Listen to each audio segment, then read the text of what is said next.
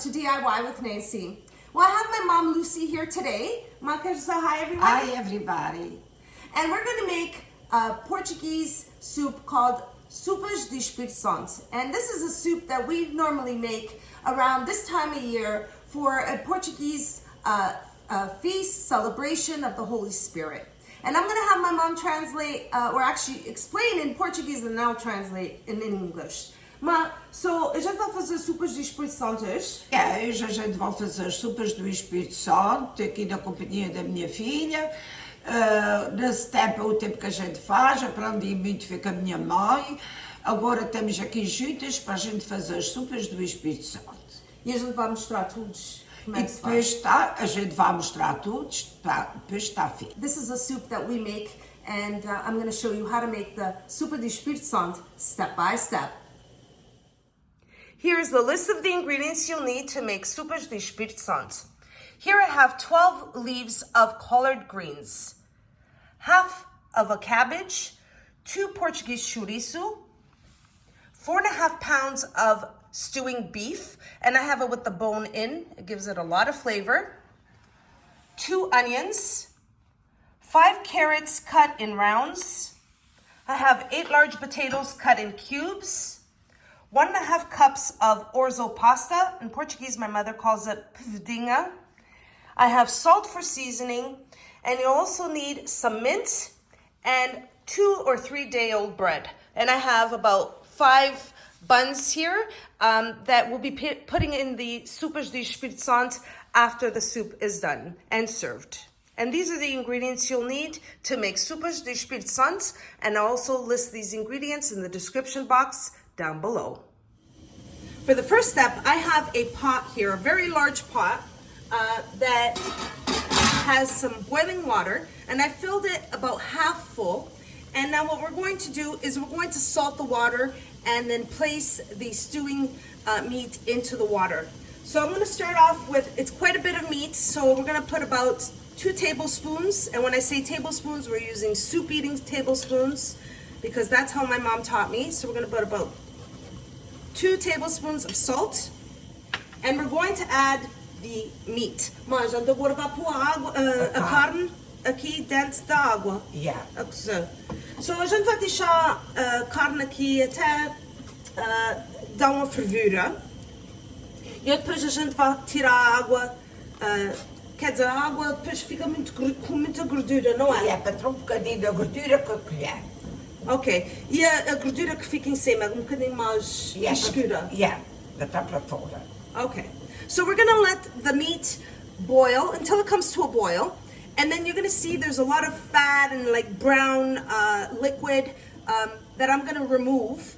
And then once that happens, I'll show you the next step. Okay, everyone. So I've had the water and the meat boiling here for about 10 minutes. And then there's some water, darker water on the top with the chunks of the fat. You want to keep the fat for the liquid and give it flavor, but we're going to remove the dark part, which is what my mom showed me, and then we're going to continue letting the meat boil for another 45 minutes to an hour.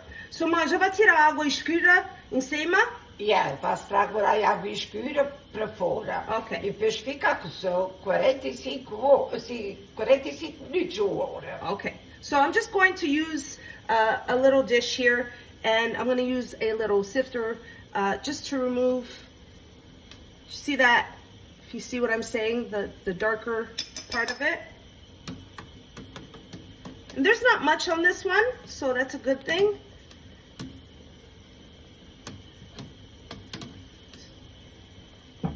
And that's what we're taking out. So now we're going to let this boil. Before I place the lid on it, I'm going to add the 2 onions that I cut in half. Just place it into the water and let it boil with the meat.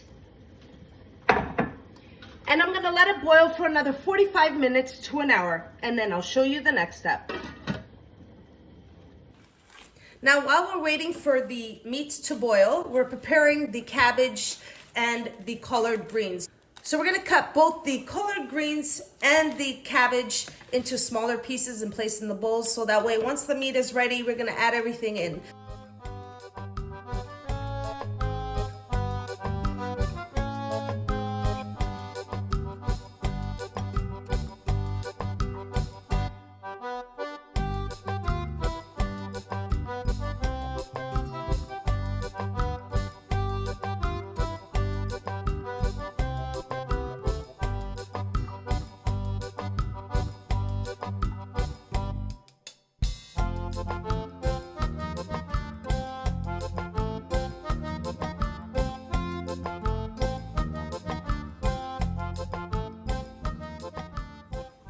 Now moving on to the next step, I've had the meat boiling here for about an hour, just an hour and 5 minutes or so, along with the onions. And now we're going to add all the balance of the ingredients. So, a gente vai agora pôr o chouriço, o repolho, as batatas, as couves, as cenoura e tudo.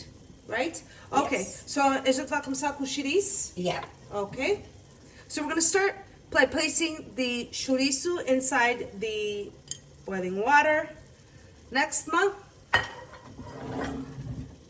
we're going to put the cabbage that I've rinsed through water. This is going to be a full pot.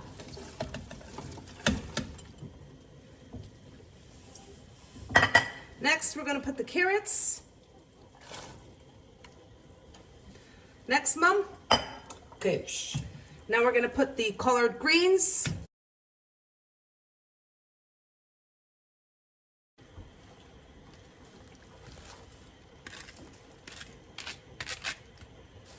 Now that we have the collard greens, the carrots, the chouriço, the cabbage, all in here, I'm just going to give it a mix.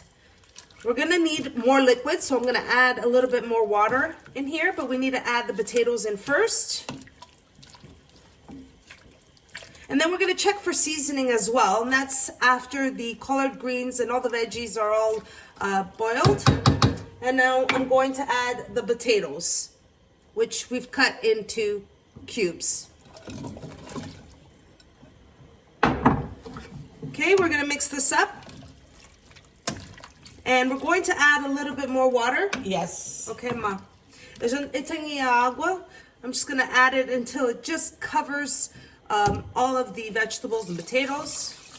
Try to keep it in the pot. Oh, we're adding the full 4 cups of water. Okay. Now we're going to let this come to a boil, let everything cook. And once it's cooked, I'll let you know how long it took. I'm going to put the lid on it. And then I'll show you the next step. Okay, it's been cooking for about 25 minutes. I'm going to give it a quick stir. And then next we're going to add the orzo pasta. And we're also going to check for seasoning. So a gente vai pôr a massa e também a gente vai ver se está bom sal. Yeah. Okay. Okay, so we're going to add, my mom's going to add the pasta. Ma, a gente vai pôr aqui a massa, the orzo. We're just going to give it a quick stir.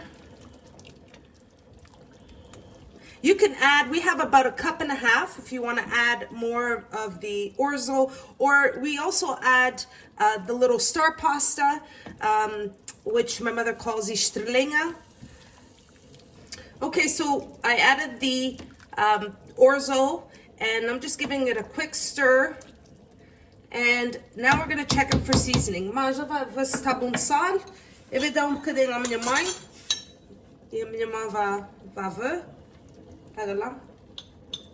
My mom's going to check for seasoning. And she's going to give me the okay. And if not, then obviously we need to add a little more salt. No more salt. No more salt. Okay, so we're good with seasoning. We're going to leave the lid on for a few minutes or until the orzo is cooked, and then the Sopa de Espírito Santo is ready to be served. Okay, everyone, I've had the orzo cooking. Just gonna give it a mix. The soup is ready to be served. Mas o que é que mais falta aqui? Quando a gente servia a sopa. É o pó e o hortelã. Quando a gente vai comer as sopas do Espírito Santo. So what we're going to do is we're going to just turn off the heat, and we're going to serve the soup with, once we plate it, we add a 2-day-old bread, 2 or 3-day-old bread, and we add some mint. So I'm going to show you how we plate it and serve it. So let's move on to the next step.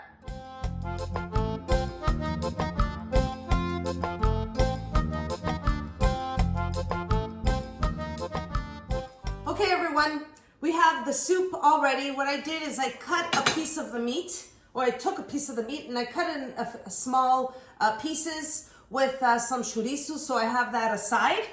And what we're gonna do is you're gonna cut some of the bread and place it in a bowl. The way we serve it is we place it in a bowl with some mint and then add the soup, and then we serve it that way. So I cut one of the buns here, and I'm gonna cut one more, or maybe half of another one. I'm gonna place it here just like this.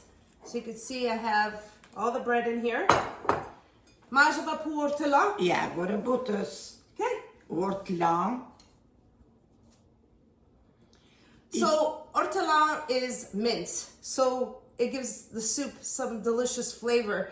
Growing up, I remember my mom going to our backyard and picking the mint that they had grown in the backyard, in the yard. So it was just amazing. So unfortunately, I don't have some mint growing in my backyard, but I did buy some fresh mint.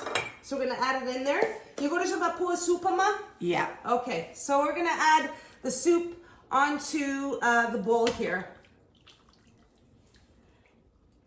And it just softens the bread, and that's why you want about 2-3 day old bread for this recipe.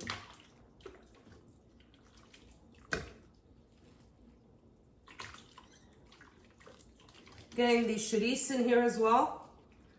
And we have some cut, so I don't want to put it on this one. Mais caldo. Ma, o que é que achas? Já está? Okay. Yeah? Okay. Now, what we're going to do is mix it up so we can get the bread in there, soaked in the soup. Já vamos misturar isso, Ma? Que é o cheiro que está dando na minha mão? Cheira a sopa de carne do Espírito Santo. I know. It smells so good. You can also get the, you could smell the mint in the soup. Okay, we're gonna bite into this. Mas vais provar bocadinho? Yeah.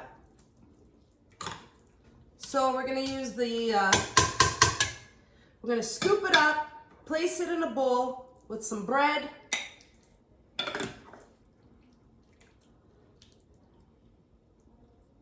This is gonna be for my mom. Mom, queres mais hortelã em cima? No. No, Okay. it's okay. All right, this pot is really full. It will serve about 6 people. My mom and I are the ones that like the bread in the soup, so just me and her. All right, I'm gonna add a little bit more broth. And then we have a sopa do Espírito Santo. Ok. Estás pronta para provar? Está quente? Yeah. Foi feito ao lume, não é como minha mãe me diz. Yeah. I want some bread. Oh, it's really, really hot. Very good. I can taste the mint in here. You can exclude that altogether, but I'm going to tell you, it's not super Espírito Santo without the mint. So good. Ama? So good. Tá Very bom? good. Tá tudo boa. Ok, a gente estava prontas para comer agora. Yes. Okay. Well, everyone, thank you so much for joining my mom and I in making sopas do Espírito Santo. Ma, thank you por mostrar-me essa receita.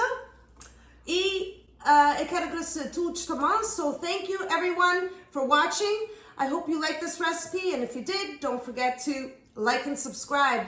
And until next time, thanks so much for watching, everyone. Take care. Bye.